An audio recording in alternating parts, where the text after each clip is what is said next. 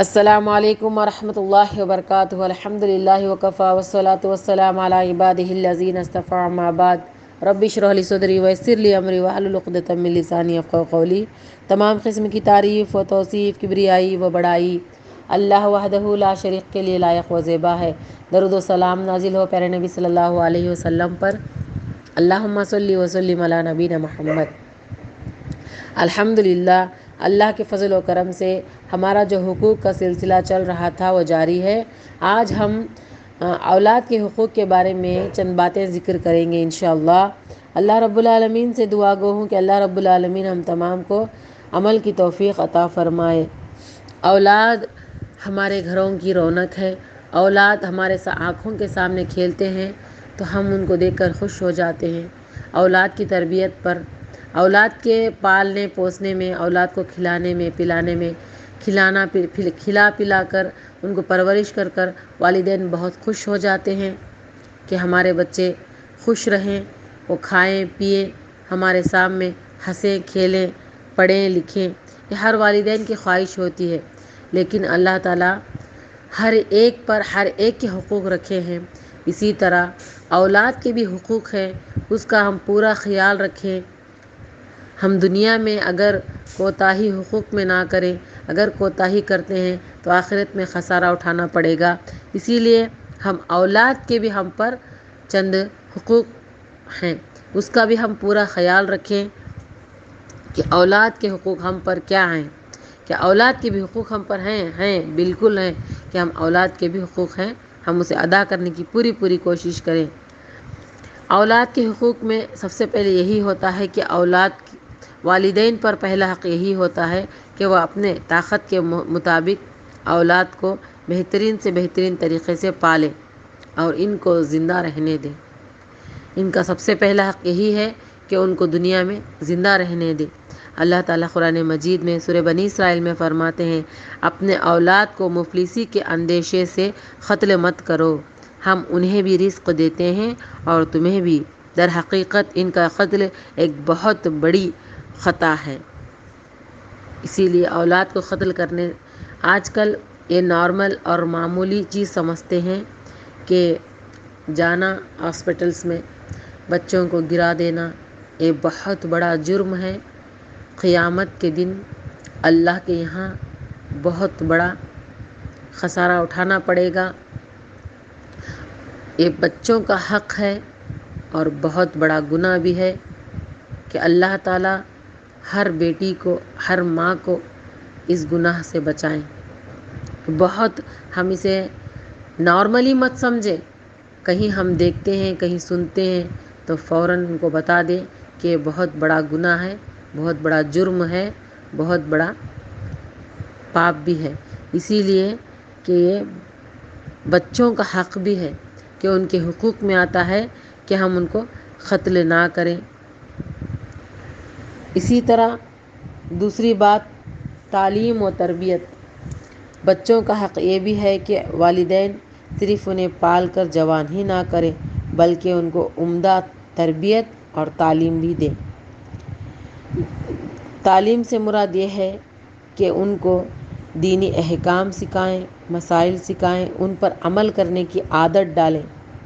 ان کو ایسی عادت ڈالیں کہ وہ کوشش کرتے کرتے کرتے خود کرنے کے لائق بن جائے۔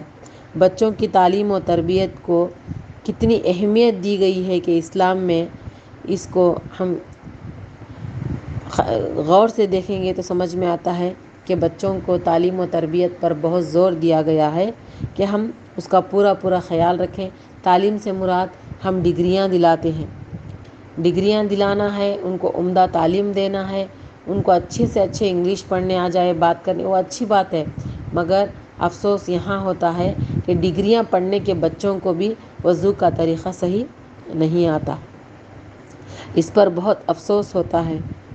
اسی لیے اللہ کے نبی صلی اللہ علیہ وسلم فرماتے ہیں کہ جب بچے کی زبان سب سے پہلے، اللہ کے نبی صلی اللہ علیہ وسلم فرماتے ہیں اپنے بچے کی زبان سے سب سے پہلے لا الہ الا اللہ کہلاؤ اور موت کے وقت انہیں اسی کلمے کی تلقین کرو۔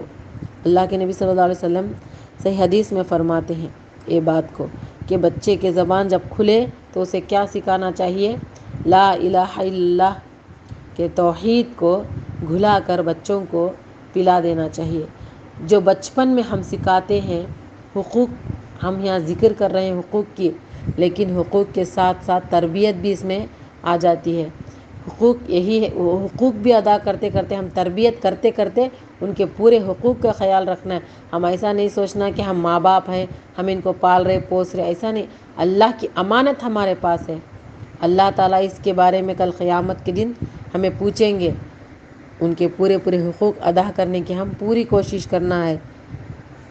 تعلیم و تربیت کریں، بچوں کو اچھی تعلیم دیں، ان کو تربیت کریں۔ اللہ کے نبی صلی اللہ علیہ وسلم فرماتے ہیں کہ ایک باپ اولاد کو بہترین تحفہ کوئی دیتا ہے تو وہ یہ ہے کہ اسے حسن ادب سکھائیں۔ یہ حدیث ابن ماجہ میں ہے، یہ صحیح حدیث ہے۔ اس کے راوی انس رضی اللہ عنہ ہیں کہ اللہ کے نبی صلی اللہ علیہ وسلم فرماتے ہیں اپنے اولاد کا اکرام کرو اور انہیں حسن ادب سے آراستہ کراؤ۔ اللہ کے نبی صلی اللہ علیہ وسلم فرماتے ہیں تعلیم و تربیت میں یہ بات بھی آتی ہے کہ ان کا اکرام کیا جائے اور ان کو حسن ادب سکھایا جائے۔ اگر بچوں کے سامنے ہم ادب سے پیش آئیں گے، لوگوں کو ادب سے بات کریں گے، وہ خود بخود سیکھ جاتے ہیں۔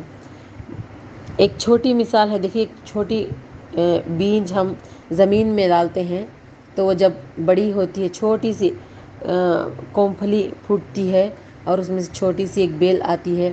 اگر وہ آپ کہیں بھی ڈور میں یا گھر کے سامنے لگائے ہوئے ہوتے ہیں، اسے آپ جس طرح بھی چھوڑو، یعنی ایسا موڑو، اس طرح موڑو، دائیں بائیں کسی طرح بھی موڑو وہ مڑ جاتی ہے، لیکن وہی بیل تھوڑا سخت ہو جاتی ہے، جب اسے موڑنے کے لیے جاتے ہیں تو مڑتی نہیں ہے، وہ ٹوٹ جاتی ہے۔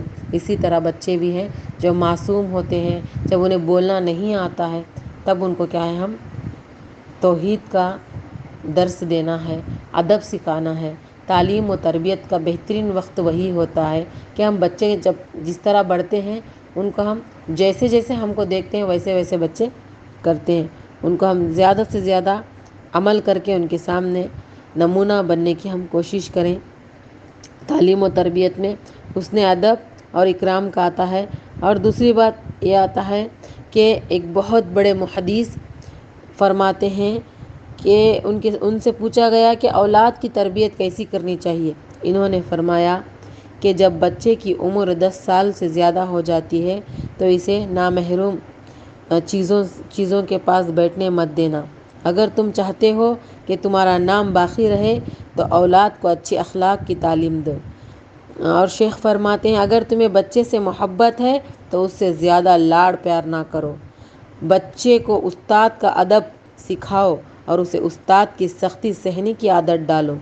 بچوں کے تمام ضرورتوں کو خود پورا کرو، اسے ایسے عمدے طریقے سے رکھو کہ وہ دوسروں کی طرف نہ دیکھے۔